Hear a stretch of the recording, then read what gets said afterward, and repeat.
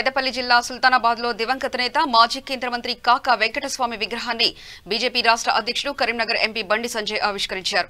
అనంతరం బహిరంగ సభలో పాల్గొన్నారు. ఈ కార్యక్రమంలో వివేక్ వెంకటస్వామి, బీజేపీ జిల్లా అధ్యక్షులు సోమారపు సత్యనారాయణ, రాష్ట్ర నాయకులు ద్యుగ్యాల ప్రదీప్ కుమార్, గుజ్జుల రామకృష్ణారెడ్డి, జిల్లా బీజేపీ నాయకులు పాల్గొన్నారు.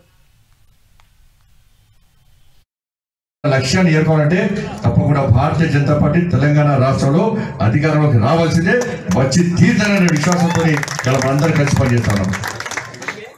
కానీ దురదృష్టవశాత్తు అలాంటి మహనీయులకు విరుద్ధంగా తెలంగాణ రాష్ట్రంలో పాలన సాగుతున్నది.